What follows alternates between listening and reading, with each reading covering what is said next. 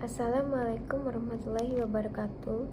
Perkenalkan, nama saya Dewi Anita Sari Effendi, NIM H1A11941 dari Program Studi Ilmu Pemerintahan Fakultas Hukum Universitas Jambi. Adapun tujuan saya membuat video ini adalah untuk memenuhi ujian akhir semester dari mata kuliah Isu Kebijakan dan Otonomi Daerah dengan dosen pengampu yaitu Ibu Dr. Hartati SHMH dan Bapak Mikael Lega SIP MIP. Di sini saya akan menjelaskan materi dengan judul Otonomi Daerah dan Lingkungan. Pelaksanaan otonomi daerah memberikan kewenangan kepada daerah untuk mengatur dan mengolah dirinya sendiri. Sebagai administrator penuh, masing-masing daerah harus kreatif agar pengelolaan daerahnya lebih terfokus pada pencapaian sasaran yang telah ditentukan.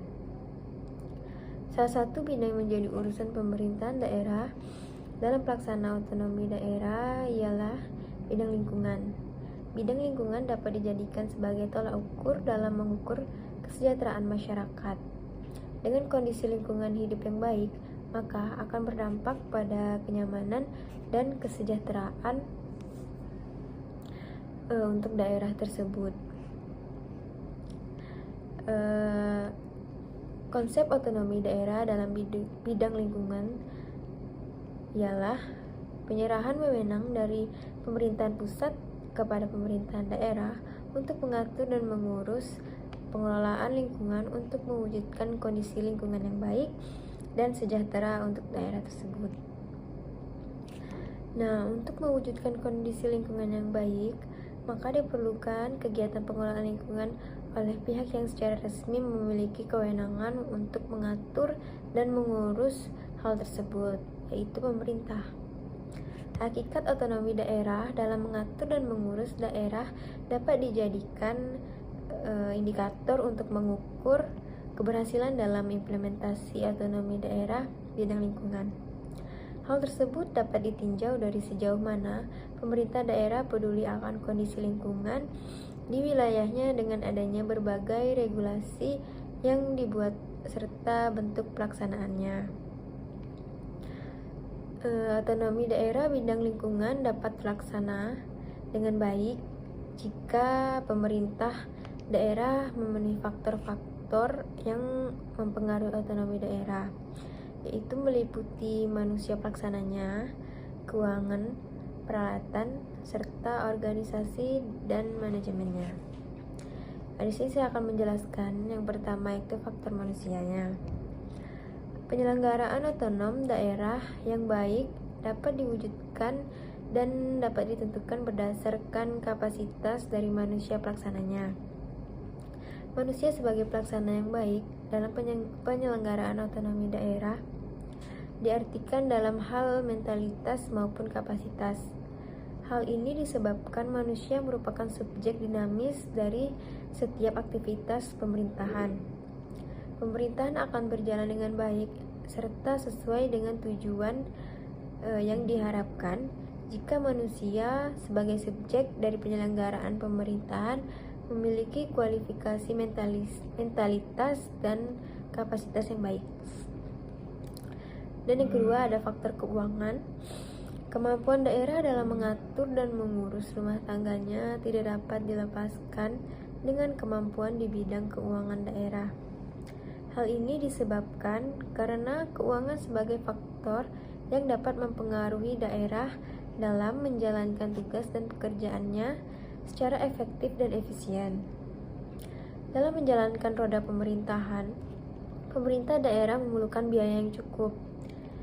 Jika pemerintahan daerah tidak memiliki biaya yang cukup, maka tidak akan mampu melaksanakan tugas, fungsi, serta kewajibannya sebagai daerah otonom sebagaimana yang telah diamanatkan dalam peraturan perundang-undangan. Dan yang ketiga, faktor peralatan.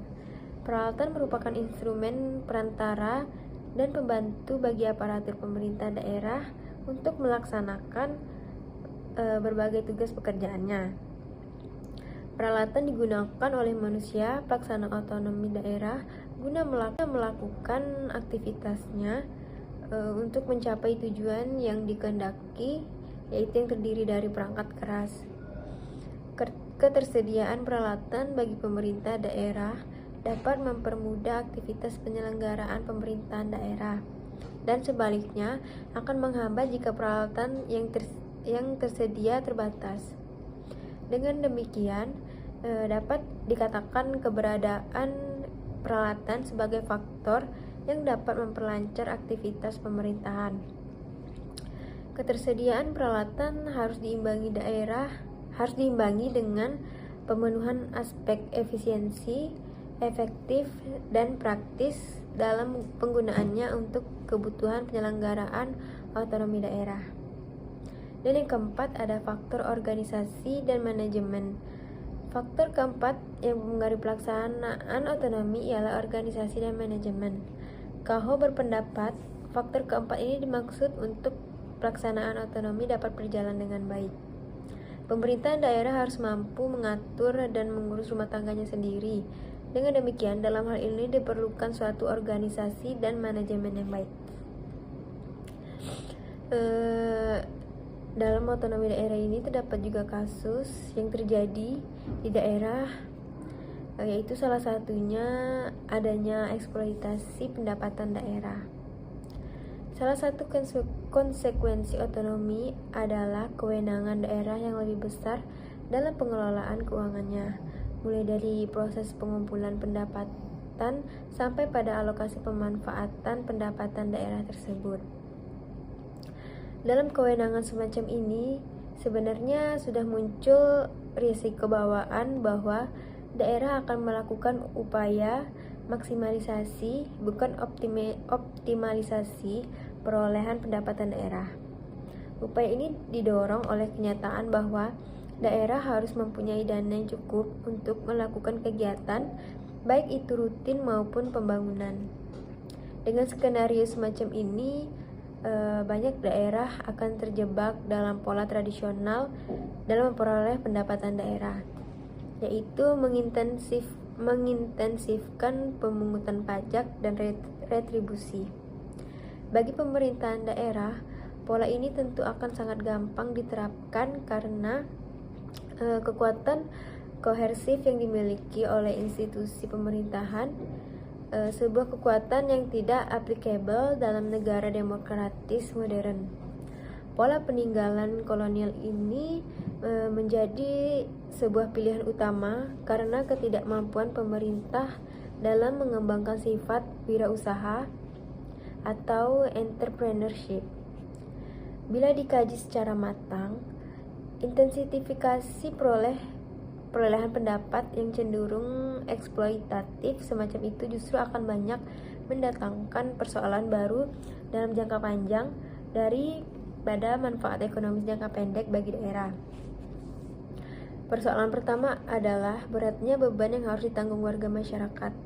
Meskipun satu item pajak atau retribusi yang dipungut dari rakyat hanya berkisar Rp100, akan tapi jika dihitung secara rinci, jumlah uang yang harus dikeluarkan rakyat per bulan tidaklah kecil, terutama jika pembayar pajak atau retribusi adalah orang yang tidak mempunyai penghasilan memadai.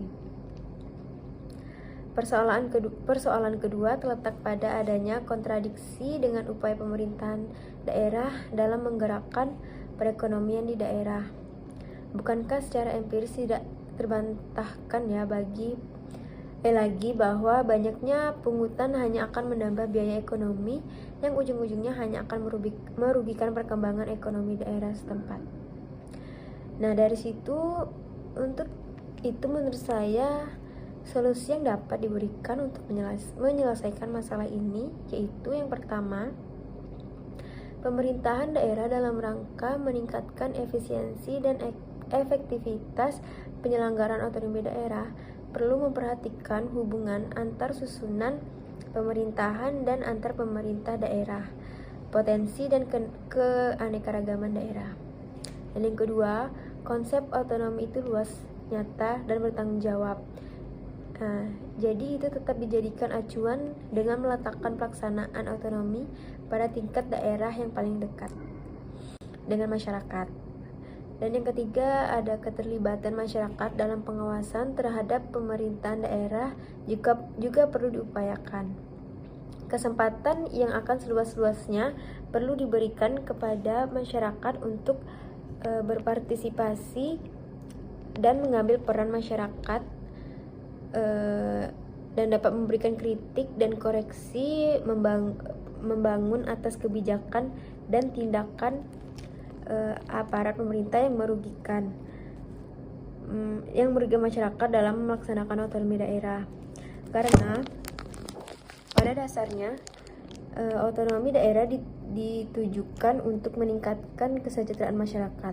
Oleh karena itu, masyarakat juga perlu bertindak aktif dan berperan serta dalam rangka menyukseskan pelaksanaan otonomi daerah tersebut.